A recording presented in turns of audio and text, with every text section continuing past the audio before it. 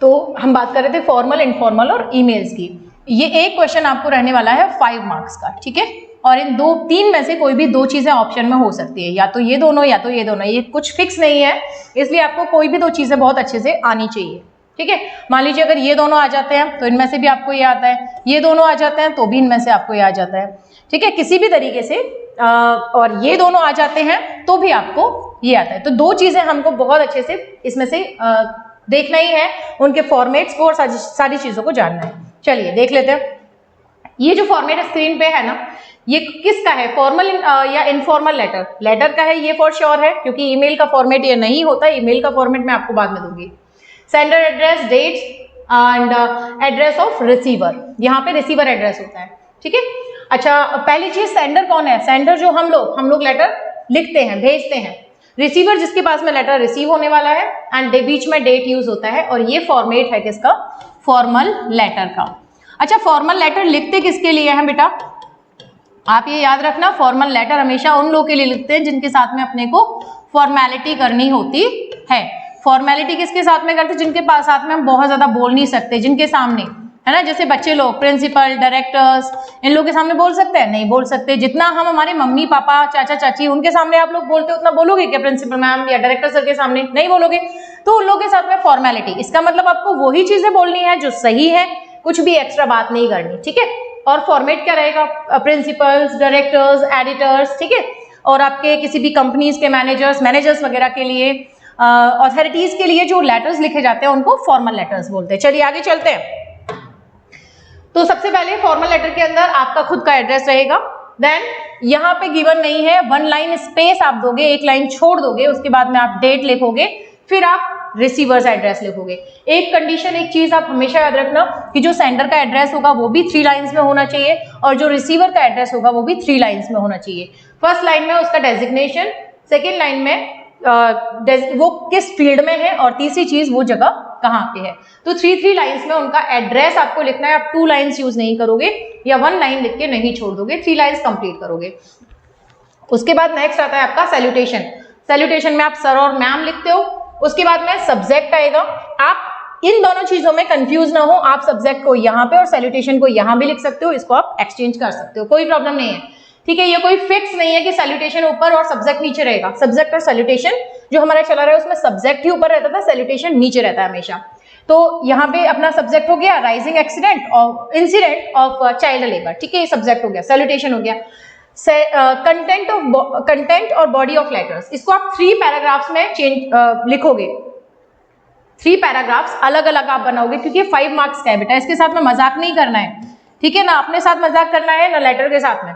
इसको आपको 3 पैराग्राफ्स के अंदर लिखना है। भले ही उस पैराग्राफ में आपकी यहाँ पे 4-5 लाइंस दिया है, आपकी 3-4 लाइंस हो, 2-3 लाइंस हो, लेकिन 3 पैराग्राफ्स आप कंप्लीट करोगे। फर्स्ट पैराग्राफ के अंदर आप क्या इंक्लूड करोगे? प्रॉब्लम इन डिटेल, वो बताओगे। फिर उसके कॉजेज क्या है और उसके इफेक्ट क्या है पब्लिक पे, वो सारी चीजें बताओगे। फिर उसके लिए सजेशंस भी आप दोगे, किसको? उस अथॉरिटी को जिसको आप लेटर लिख रहे हो, कि आपको क्या करना चाहिए, क्या आप ऐसा कर सकते हो, और इसके लिए मुझे पॉजिटिव रिप्लाई आपकी तरफ से चाहिए। फिर कॉम्प्लीमेंट्री क्लोज होता है, योर्स ट्रूली, योर्स सिंसियरली, ये आप वर्ड्स यूज करोगे। आपके सिग्नेचर, आपका फुल नेम और आपका डेजिग्नेशन जो भी है वो यहाँ पे लिखते हैं। ये हो गया फॉर्मल लेटर का फॉर्मेट, ठीक है। सबसे पहले sender address, then date use होगा, फिर रिसीवर एड्रेस, फिर आप सब्जेक्ट या सैल्यूटेशन एक्सचेंज कर सकते हो। देन आप लेटर का जो बॉडी पार्ट है उसको 3 पार्ट्स में या 3 पैराग्राफ्स के अंदर लिखोगे। उसके बाद कॉम्प्लीमेंट्री क्लोज हो जाएगा आपका। इस तरीके से फॉर्मल लेटर कंप्लीट। आगे देखते हैं एक फॉर्मल लेटर। ये देखिए, ये एक फॉर्मल लेटर का एग्जांपल है।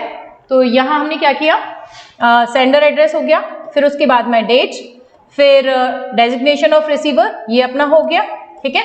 उसके बाद में सैल्यूटेशन, फिर अपना सब्जेक्ट हो गया, फिर उसके बाद में ये लेटर का जो बॉडी है वो हो गया। इसने एक ही यहाँ पे ये 1 पार्ट इसका कंप्लीट, यहाँ से सेकेंड पैराग्राफ स्टार्ट हो गया, यहाँ से देखो इसने एरो लगाए हुए हैं, यहाँ से 3rd पैराग्राफ स्टार्ट हो गया। फिर आपने जो क्लोजिंग बताई थी मैंने, subscription and signature, yours faithfully, जो हमने लिखा था ना कि एक रेस्पेक्टफुल क्लोजिंग होनी चाहिए, वहां पे सिंसियरली, ट्रूली आप कुछ भी लिख सकते हो, यहाँ आपका नाम आ जाएगा।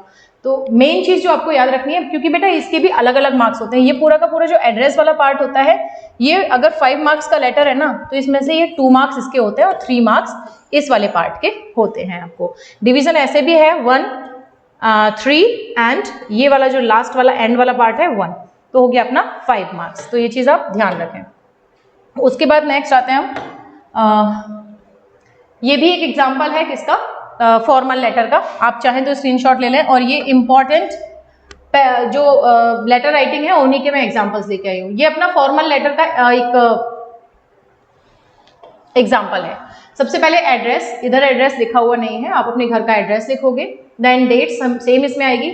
एक चीज आप ध्यान रखना कि सैल्यूटेशन तो इसमें भी होगा, डियर रवि, डियर रंजिता, है ना, dear papa, dear mummy, dear uncle, aunty, sister, brother, ये सब कुछ यहाँ भी रहेगा, वहां भी था फॉर्मल लेटर में। लेकिन आपने नोटिस किया हो तो एड्रेस यहाँ पे सिंगल है, वहां पे डबल एड्रेस था, सेंडर का भी एड्रेस था और रिसीवर का भी एड्रेस था, बट यहाँ पे सिर्फ सेंडर का यानी कि हमारा खुद का एड्रेस रहेगा, रिसीवर का एड्रेस आप नहीं लिखोगे। ठीक है, क्यों नहीं लिखोगे, इसका एक रीजन होता है, क्योंकि जब हम इस लेटर को एनवेलप के अंदर लिखते हैं ना, तो हम रिसीवर का एड्रेस वहां लिखते हैं, लेटर कौन भेज रहा है वो हम यहाँ लिखेंगे। ठीक है, तो इसलिए सिर्फ सेंडर एड्रेस इधर रहेगा, रिसीवर एड्रेस नहीं रहेगा। चलिए, सैल्यूटेशन हो गया, बॉडी ऑफ द लेटर और मैसेज कंटेंट आपका आ जाएगा, देन कोर्टियस रिमार्क आपका विद बेस्ट विशेस या रिगार्ड्स टू योर पेरेंट्स। अगर आप अपने फ्रेंड को लिख रहे हो तो आप ये लिख सकते हो, regards to your parents and love to your younger sister. ठीक है, yours truly, yours affectionately, your loving भी लिख सकते हो, योर लविंग फ्रेंड। ठीक है, ये सारी चीजें भी आप इसमें यूज कर सकते हो, क्योंकि ये लेटर कैसा है, इनफॉर्मल है, आप इसको अपने फ्रेंड्स के, अपने रिलेटिव्स के लिए लिखते हो, और लास्ट में आपका आ जाएगा नेम। ठीक है, आगे चलिए, ये फॉर्मेट है ईमेल राइटिंग का, अच्छे से देख लें। सबसे पहले on the very bottom top पे क्या होता है, 2 होता है, 2 के अंदर हमको वो ईमेल आईडी फिल करना होता है बेटा जो क्वेश्चन पेपर में क्वेश्चन के अंदर दी होती है आपको। ठीक है, एक ईमेल आईडी आपको क्वेश्चन के अंदर दी होगी, वही ईमेल आईडी आपको 2 में फिल करना है। आपको सीसी कार्बन कॉपी और बीसीसी दोनों को ब्लैंक छोड़ देना है, कुछ नहीं करना।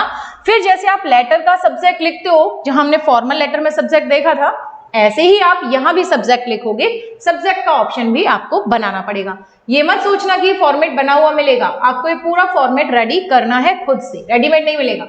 सब्जेक्ट आप सब्जेक्ट फिल करोगे, देन टेक्स्ट आप यहाँ पे कहां से शुरुआत करोगे, कॉम्प्लीमेंट्री एंट्री के साथ में या सैल्यूटेशन के साथ में, इसको सैल्यूटेशन बोलते हैं।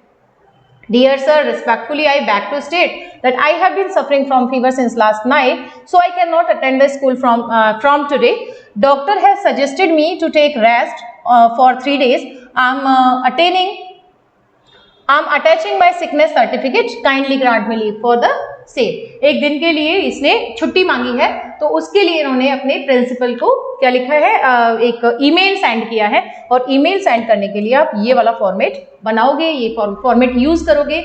यहाँ पे ईमेल एड्रेस लिखोगे अपने स्कूल का, उसके बाद में आप सब्जेक्ट लिखोगे, फिर वहां पे सैल्यूटेशन लिखोगे, और उसके बाद आप रेस्पेक्टफुली के साथ में विद रेस्पेक्ट अपने ईमेल को कंप्लीट कर दोगे। लेटर, फॉर्मल लेटर और ईमेल में कोई बहुत बड़ा डिफरेंस नहीं है, डिफरेंस सिर्फ फॉर्मेट का है, चीजें आपको वो ही लिखनी होती हैं। ठीक है, और जैसे एंडिंग वहां पे होती है थैंकिंग के साथ में, योर्स ओबीडियंटली, आपका नेम, सेम सारी चीजें होती है, सिर्फ फॉर्मेट चेंज है। आगे देखें,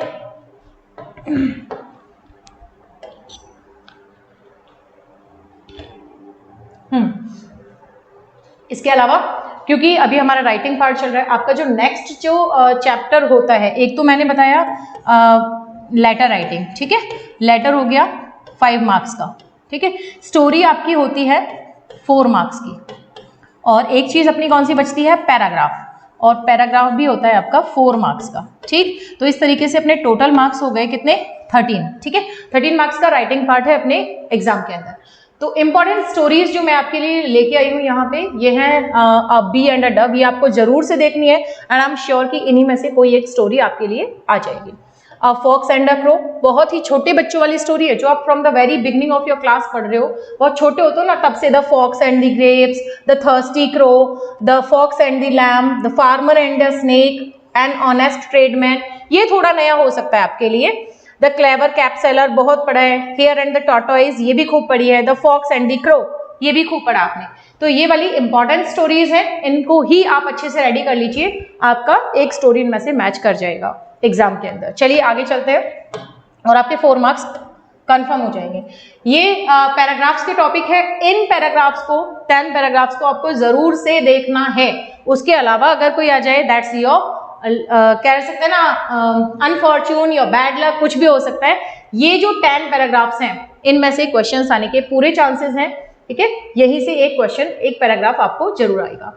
एक चीज और, यहाँ पे पैराग्राफ एक तो ये होता है जिसमें आपको टॉपिक दिया होता है, ठीक है। एक तो टॉपिक वाला, ये टॉपिक पैराग्राफ है। एक होता है आपका विजुअल पैराग्राफ। विजुअल पैराग्राफ में क्या आता है, पिक्चर आपको मिलेगा और पिक्चर को देख के आप क्या कर दोगे, लाइंस लिख दोगे। The above picture is related to it and that is going on.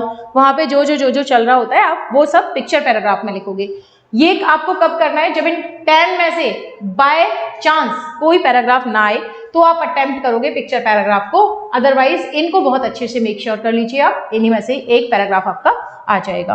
क्योंकि ये शॉर्ट रिवीजन है इसलिए मैं आपको एक एक पैराग्राफ तो रीड नहीं करा सकती हूँ, इसलिए मैं सिर्फ इंपॉर्टेंट पैराग्राफ दे रही हूं। आप इनका चाहो तो स्क्रीनशॉट ले सकते हो। चलिए, पैराग्राफ बेटी बचाओ बेटी पढ़ाओ, ये भी एक इंपॉर्टेंट पैराग्राफ है। आप चाहो इसका भी एक स्क्रीनशॉट लेके क्विक रिवीजन मार देना, इस पे इसको भी रीड कर लेना, बहुत ट्रेंड में है ये, ठीक है। बेटी बचाओ बेटी पढ़ाओ, ये एक पिक्चर पैराग्राफ, इस टाइप का आपको पिक्चर पैराग्राफ आएगा। आपको इसके बारे में सब कुछ लिखना है। अगर बाई चांस उनमें से कुछ नहीं आ रहा है तो आप लिखोगे। कैसे शुरुआत करते हैं इसकी बेटा, इसकी शुरुआत करते हैं कि above picture is of a rural area, और आप विलेज भी कह सकते हो। Above picture is of a rural area, या फिर कहोगे इज ऑफ अ विलेज, ठीक है। ऐसे शुरू करोगे। A farmer is ploughing his field, second आपका क्या रहेगा, अ फार्मर।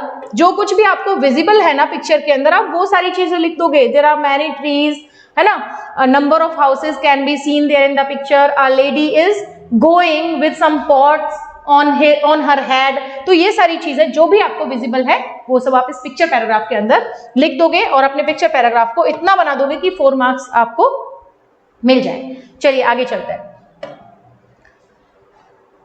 स्टोरी के टॉपिक्स मैंने आपको वहां दे दिया है, लेकिन आपको जो स्टोरी आएगी बेटा वो इस टाइप से आएगी।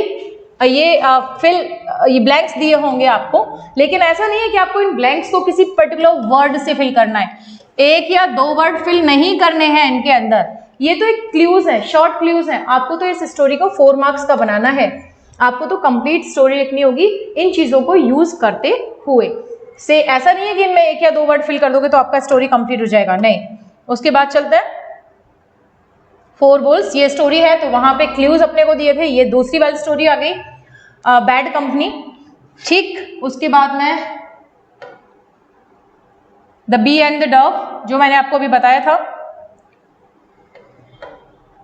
कंप्लीट, ठीक। तो ये अपना राइटिंग पार्ट और ग्रामर पार्ट कंप्लीट हो गया। इसके साथ में आपको बहुत अटेंटिवली अपने सारे क्वेश्चंस को अटेम्प्ट करना है और बोर्ड एग्जाम्स में मेक श्योर 99% मार्क्स लाने हैं। किसी भी चीज़ में कोई कंफ्यूजन हो तो आप मुझे कमेंट में लिख दें, ठीक है। और एक चीज़ जो मैं आपको कहना चाहूँगी कि आप ऐसे ही वीडियोज़ को रेगुलर देखने के लिए हमारे चैनल को सब्सक्राइब करें और वीडियोज़ को लाइक करें।